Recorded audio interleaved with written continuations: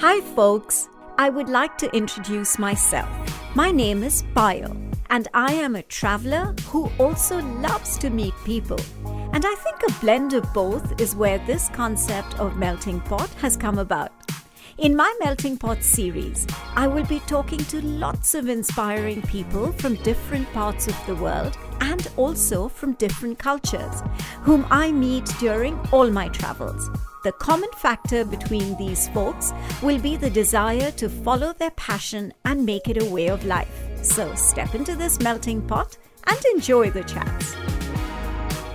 Hi listeners, welcome to another episode of Melting Pot, a series of conversations with, as you already know, very diverse and passionate people from across the globe. My guest today is the very, very talented Ashuas Imran, who's a Singaporean. He's an accomplished artist and I am in conversation with him in Singapore.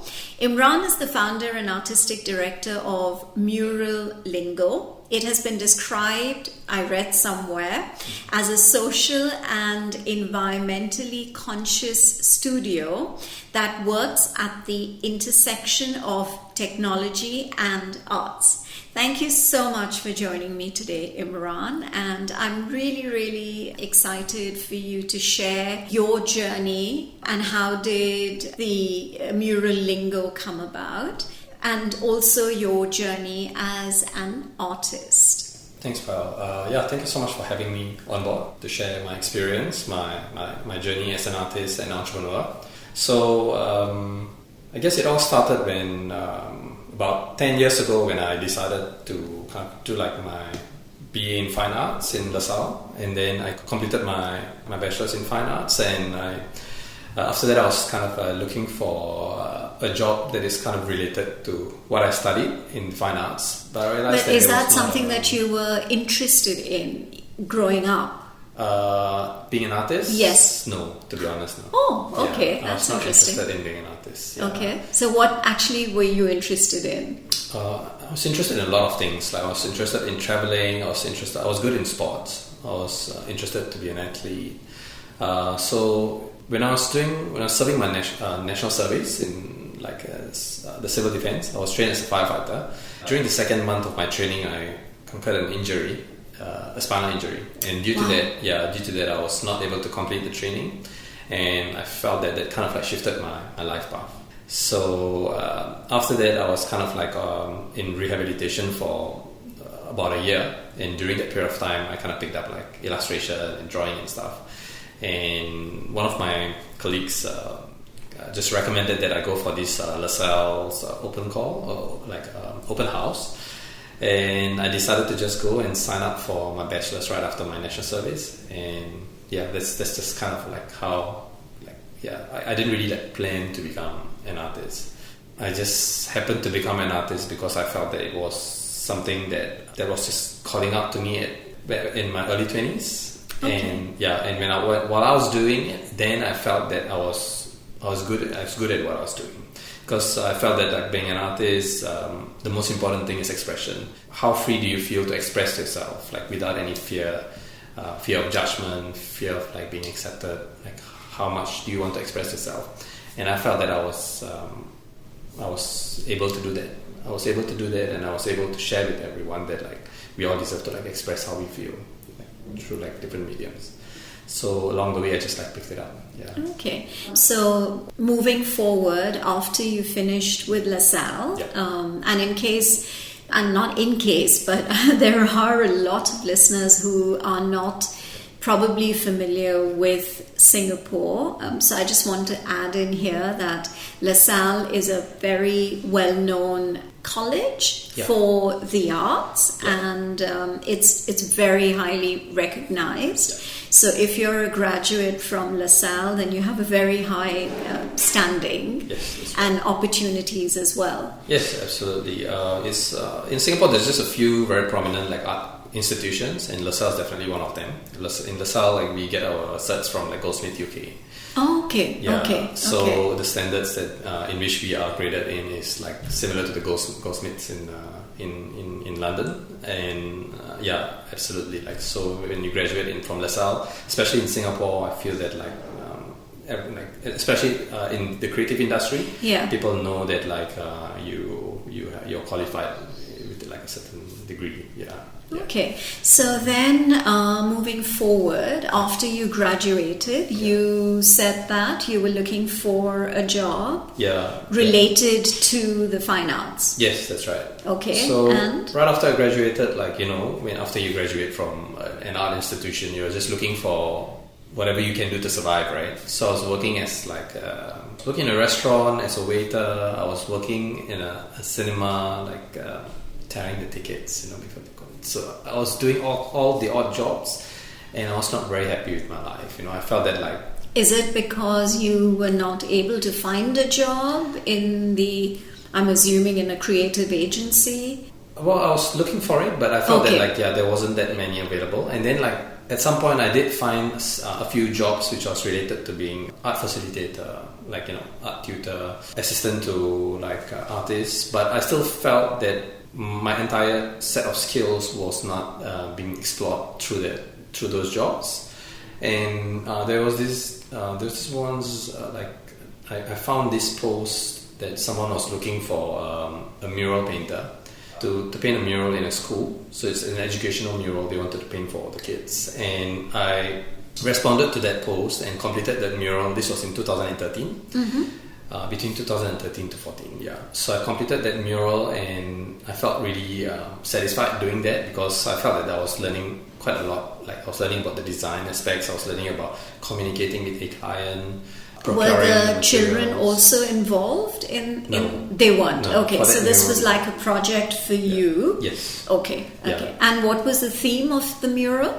That mural was about creating a educational mural to teach the children about road safety. So they want the school heads wanted to educate the children about road safety. How do you before you cross the roads, how do you look out for traffic, so on and forth. But they wanted to create a mural which should educate them about it.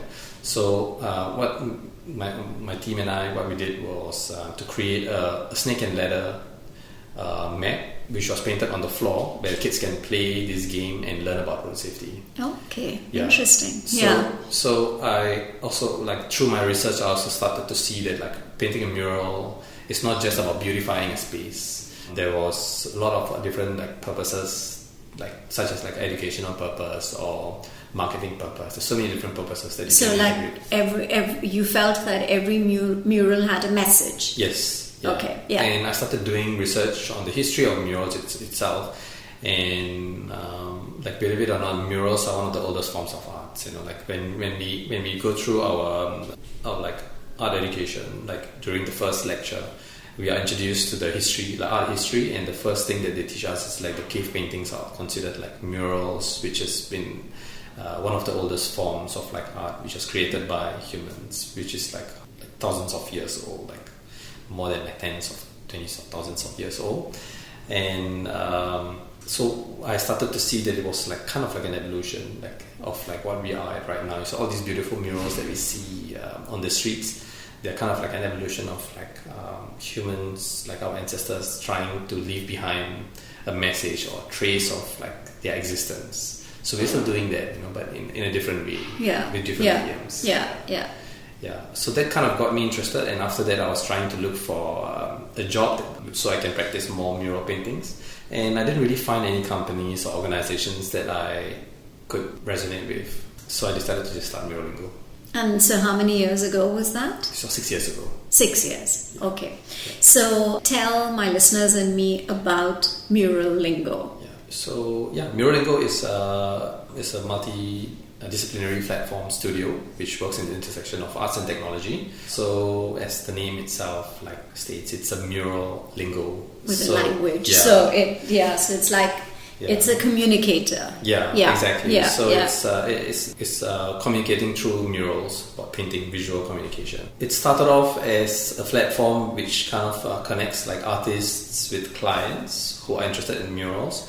and then it kind of grew into a collective of sorts. And then over the last few years, we started integrating technology as well, because we were really interested in creating innovative projects, and we felt that like innovation, in order for innovation to take place, you need a space where there's interdisciplinary collaborations. So interdisciplinary collaborations necessary in order for like new conceptions in the arts or in the technology of anything. So that is where the technology came in. So we started experimenting with like different technologies to create a more immersive experience for the viewers. So for example, if you think about say, you know, like sometimes when you're in a CBD area in the lobby, right? Mm-hmm. Sometimes you see these exhibition platforms where they share about environmental messages or data about plastic waste and so on and forth. But something that you'll notice is that like those exhibition walls have been the same for so long that when someone goes down, they just glance at it, they walk away, right? So it doesn't have the impact. Exactly. Yeah. It doesn't have the impact that it used to anymore, because it's a static image which people have been like bombarded with throughout the whole day through their phones, through their Instagram and like Facebook and LinkedIn, so on and forth. So what I feel is that like if someone is walking down and then if there's a visual image, moving image on that, okay, for example, let's say we collect the data of like whatever message that we want to share. Let's say it's about environment and we want to share this data, these findings with the people. We have the platform, we have this high footfall. So what I feel is that if there's moving images, if there's technology integrated where when you're walking past, the sensor is picked up and then the mural calls out saying, hey, you know, like you're not looking at like the message, you know?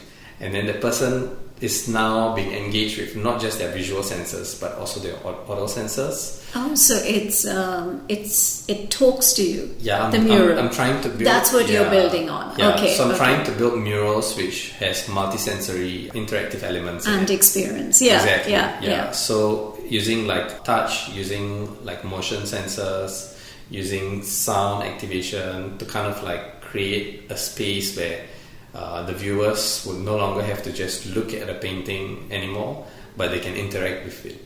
Yeah, because I feel that like when someone interacts with it with their senses, it feels more human-centered. Yeah, it feels more humanistic, that they want to kind of like communicate further with it. And while they do that, they get absorbed into kind of like processing the information as well. Right. So this is what I am like driving towards right now. I feel that like these little changes can actually impact someone's processing of an information. Yeah. So which area are you more focused on, the business district area, or are you also looking at, you know, MRT stations or areas that I guess have high human traffic, right? Yes. So that the engagement will be a lot more, and I guess the target will be a lot more than if it was in a residential area, for example. Okay, interesting. So is this project, does it have legs? Are you seeing an interest being generated? Okay, these are some of the things that I shared with you earlier are things that we are still developing in our media lab right now. Okay, so you have a media lab? Yes. So we just set up a media lab this year to kind of experiment with this technology. So far we have already kind of discovered how can we use like voice command to activate lights in the mural. So for example, when you say red, all the red color in the mural will pop up. When you say blue, all the blue will pop up, something like this. And we have also like kind of integrated like motion sensors where when you move your hands, you change the animation that happens in the mural. So these are some of the things that we are experimenting with right now. And to answer your question, like there are interests, but we are still working on like selected things such as like the logistics and the cost and so on and forth, because I feel that like as much as people might be interested to experiment with these technologies, it also comes with a cost. Absolutely. Because it involves cost that is beyond Muralingo's capacity of sorts, because we need to buy projectors, and these are things that we need to go to like external vendors to procure. And depending on the different walls that we are using, like it requires different specs as well. So we are still in the process of figuring out how can we create a model where the customer knows how much it's going to cost and how impactful it will be. So at the moment, like a lot of our projects, our income and the revenue still comes from private commissions. Okay. Yeah, private commissions or workshop or social murals that we provide for like corporate clients and like other residents. But these technology-related murals are kind of like in the labs right now. Okay. Yeah. And do you have like a panel of artists who... Yeah, so we have a team of artists, designers, we have a creative technologist intern, we have someone who oversees the communications in like social media in our website. We have another colleague of mine oversees the multimedia, which is like the photography, videos, Okay. and another colleague of mine kind of like oversees the business strategies. Yeah. So because you're so busy with this media lab and, creating ideas and generating ideas, do you get time to paint yourself? No. You don't, so... Honestly, sometimes I miss that. Yeah. Sometimes I really miss just painting, because in the beginning when I started Muralingo, I was developing the designs, I was making the paintings, I was doing everything. Yeah. Right? Because it's just me. The company is just me, right? But as you grow a company, you need to delegate the jobs. You need to give up some of the things that you may love doing in order to do the things that no one else is not capable to do it yet. So right now, like my value is in like developing the business, connecting with partners, selling the services that we have, creating like offering like creative direction for the projects. And due to this, I need to delegate my management and painting and designing to others. Yeah. So that it frees up time for you to be able to develop. Exactly. Yeah. And then you have to get to that stage where you're then able to actually sit back and say, okay, now I can start to paint again because it's developed, it's moved on, that's interesting. You're listening to a fusion of stories recounted for the first time ever by some fascinating people from across the globe with me, Payal, on this very unique and special podcast series, Melting Pot. Typical day in my life, like right now, involves me just sitting in front of the computer for sometimes 7 to 8 hours. Wow. Because a lot of times, like a lot of the proposal writing, responding to the clients, everything just happens like online. But one of the good things that happened, I would say, due to the COVID situation is like during the COVID, when we went into a lockdown, right? There's about 3 to 4 months of no projects at all. Everything was on hold. And as much as I tried to keep myself busy with like developing new projects and so on and forth, it is a physical operations. Yeah. So as much as you conceptualize, you have to go down and paint murals physically, right? And since that was deprived of me, what I started doing was I started kind of like getting in touch with my own art practice. So besides running Muralingo as the founder and the creative director, I'm also an independent artist. So I have my own art practice. I used to do like exhibitions locally and internationally, which I kind of started to neglect because my responsibilities as a director of a company started to be quite overwhelming. It took over. Exactly. Yeah. So what the COVID period did was that like no matter how much of time I spent working on Muralingo, there was still like a few days of like, so what can I do now? I'm still free, right? Because there's no physical projects anymore. Yeah. So what I did was I started paying more attention to my art practice. I started developing like a little bit of projects that I'm passionate about as an independent artist, rather than developing projects under my company, Muralingo. So, for example, one of the projects that I've been working on for like some time now is this international art festival called Power Play. So, Power Play is an international festival that right now like we are going to be like launching it in 2 weeks' time, co-curating it with 2 other like artists and curators in Singapore. Okay. Yeah. So is it like a Singapore-based? Okay. Yeah, it's a Singapore-based festival.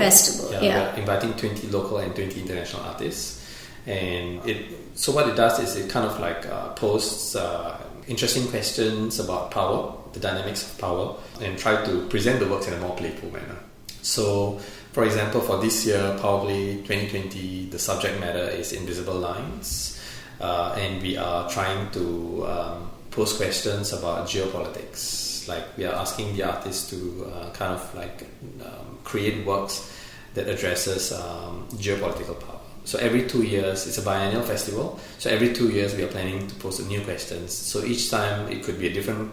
It could be investigating different kinds of power. It could be personal power. It could be spiritual power. It could be political. It could be like about gender. It could be anything, because power is present in our lives all the time. Yeah. So we felt that like power, to kind of question and to kind of investigate power as a subject matter is kind of like endless. There's so much of content. So this is something that I was really interested in, like to kind of like create like art festivals, to kind of like work on my own art projects, so on and forth. And another project that I started developing together with one of my colleagues is a project that investigates sand mining. Sand mining? Yes, that's right. So for example, a lot of people may not know, but Singapore is actually the world's largest importer of sand. And we also grew by land by about 20 to 25% over the last few decades. So a few of our neighbors have already banned us from mining sand in their land.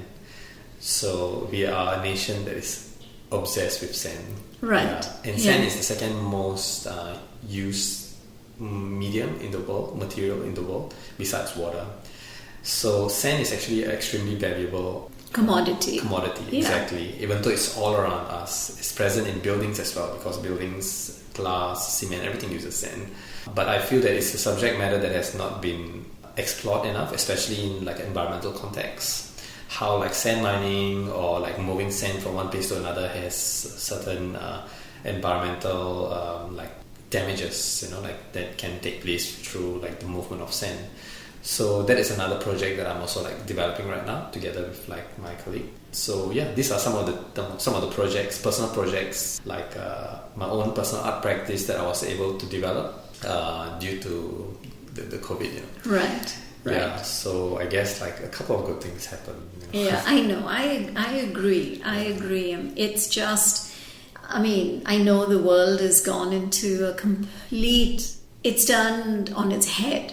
But personally, a lot of people have been able to look inwards. A lot of people have found this time to actually pursue things that because they get into a certain routine in their lives. Not they, we, all of us do.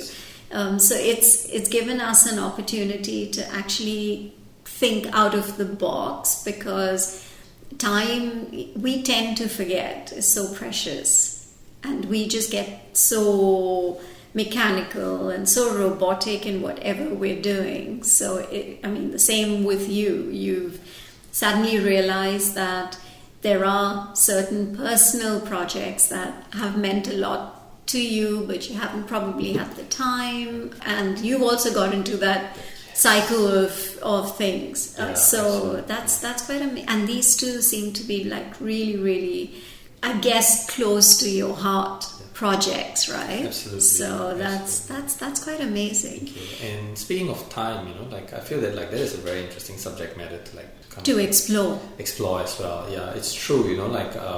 And speaking of time and speaking of Muralingo, one of the reasons what inspired me to start Muralingo, to be a self-employed, to be an entrepreneur, is because I wanted to have ownership of my own time. Because a lot of times I feel a lot of times I feel that like something that bothered me a lot is that when you graduate and when you become an artist, when you start doing your art practice, in a way you already see all the possibilities, unless if you are born to a very wealthy family where you do not ever have to work and you are funded with hundreds of thousands of dollars to do whatever you want. You have to sustain your art practice by doing a job, right? Yeah. So every week you have to set aside at least 40 hours, 30 hours doing something else, another job, in order to pay for your own art practice, right? So this is time that is being used, and it may not even be things that you enjoy doing. Yeah. Right? So it's out of necessity more than pleasure. Exactly. Yeah. So I realized that that is one of the paths of being a creative, of being an artist. being a designer, being anything like related to the creative industry, whether you're an actor, a musician, or a painter, whatever, a photographer, you have to also you have to moonlight, in order to sustain yourself. And I didn't enjoy that idea that I'm going to have to invest like 30, 40 or 50 hours a week doing things that will not really add to my value and my skill. And I wanted to kind of like curate my life in a way where I have the freedom to choose what I want to do. And I knew that it will come in the cost of stability. I knew that it will come in the cost of earning lesser than someone who has chosen the more stable kind of like curated path. Yeah. But I felt that my time is actually more valuable than any of that.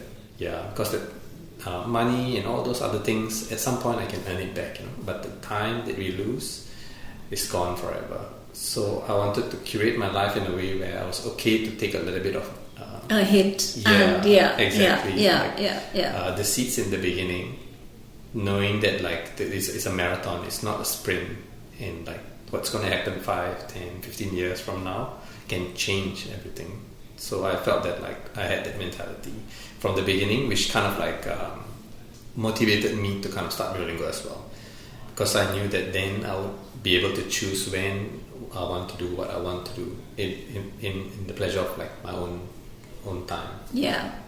And then you're more productive. Exactly. Because it's things that you want to do. Exactly. And it's not something that is being forced on you. So you automatically, like you said, you get more motivated and more excited. And no, completely. I completely agree with that philosophy. And there's no gain without a risk. Yeah. So if you had gone the normal way and done whatever is expected of you because that's the norm, you wouldn't be where you are today. Exactly. So absolutely, that's what life is all about. And actually, these are the kind of guests that I really enjoy talking to, like yourself, who may have started differently but have evolved and found a path which then, come what may, you stick by. And then it becomes a passion, and then anything is achievable. Because I truly believe that nothing's impossible. If you put your mind to it, if you have the talent and the passion for it, you will definitely succeed. So I'm pretty certain that that's what's going to happen with you as well, Imran. Thank you so much. And I've really enjoyed, and it's been quite, and the way you've talked my listeners and me through your journey in this it's a very logical way, right? So? Yeah, no, absolutely. Even though you're in creative, my head, it feels like a mess. No, not at all, because you've compartmentalized and you've said, okay, I'm going to do this, and then at the same time, I'm also going to do that. Technology is so exciting today, and there's always so much new to learn from that. So you've invested a lot of your energy into trying to combine the arts with technology, which is the direction that you're looking at, but at the same time, the human side of things you're not letting go of. And I think that's quite amazing. Speaking of the art and technology, I'm pretty sure everyone has already experienced technology-based works, But something that I realized is that when we experience just like digital works, I feel that people don't feel the same feeling as a traditional sculpture or painting, right? Yeah. And I feel that too. So when I try to ask myself, like, why do we feel that way? Is because when someone creates a digital work, someone is thinking of like, that person was sitting behind a computer and like doing the work. But when we think of someone who did a painting or sculpture, we feel that the person was picking up all these skills to create this work. So I felt that like it's really nice to create like a link between these two, like a traditional medium with technology, a digital work, because it's a lot more common to see one or the other. Yeah, right? But not a combination of both. Yeah, it's very rarely do we see a combination of both. Yeah. So that without the technology, you still see a piece that was created with technical skills that was earned through years and years of practice. Yeah.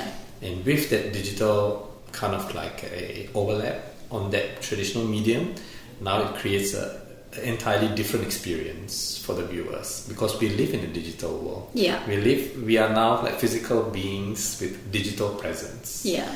Yeah. Which is a digital presence which is becoming more and more challenging to kind of like disintegrate.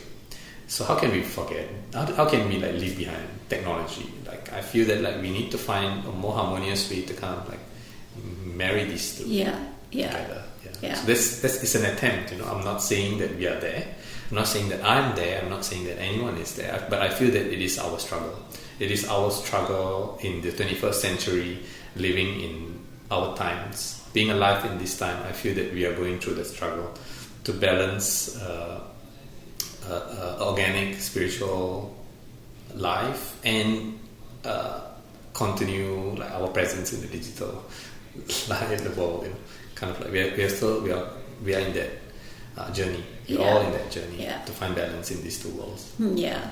Wow, that's so true. That's what we're experiencing today, and which is with time, obviously, with so much new technology coming in, you can't ignore that aspect, but at the same time you can't forget like you said, the traditional form of art, and your attempt to try and combine both is just incredible. I really enjoyed this chat with you, Imran. Thank you so much. I really enjoyed it too. I feel that sometimes having these dialogues, kind of like helps open up little new points. Yeah, because there are things which is why a lot of my guests, before they'll send me an email or they'll ask me. You asked me as well before the start of the conversation that will there be a Q&A? Yeah. But I personally don't believe in that, because I think if it's a Q&A, then you're very alert and you expect to respond in a certain way. But here it's just a free flow conversation. The recorder is even forgotten. It's very organic. It's organic, and I feel that my guests get more stimulus from it, and and they all open up a lot more, and that's what Melting Pot is all about.